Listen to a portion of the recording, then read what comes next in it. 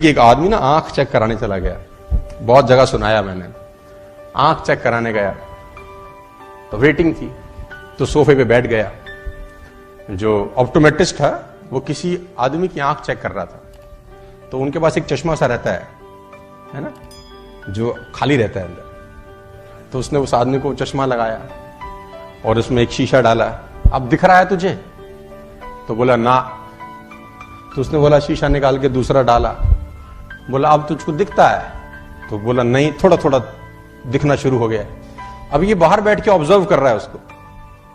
फिर उसने तीसरा डाला। बोला अब कह रहा अब थोड़ा सा साफ हुआ है। फिर उसने चौथा शीशा डाला। बोला हाँ अब मुझे बिल्कुल दिखाई दे। तो उसने पर्ची बनाई कि बाहर चश्मा बना। अब ये गया, अब इसका नंबर था, ये तो देख रहा था बहुत देर से। अब उसको भी वो चश्मा लगाया जिसमें 2 छेद थे। पहला शीशा डाला, तो तुझे दिख रहा है? बोले नहीं। तो उसने वो वाला निकाल के दूसरा डाल दिया। बोला अब दिख रहा है? बोला अभी भी नहीं।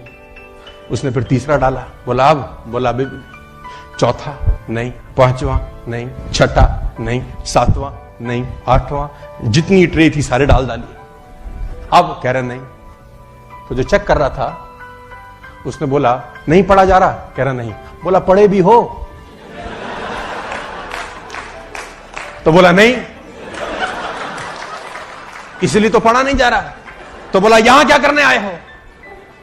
तो बोला हमको लगा चश्मा लगाने से दिखता है।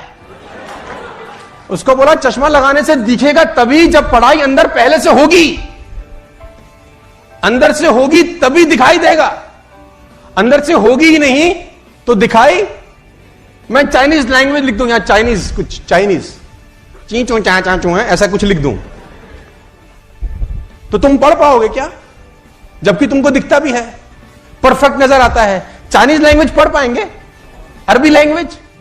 यानी पढ़ भी वही पाएंगे जो ज्ञान पहले अंदर होगा ना।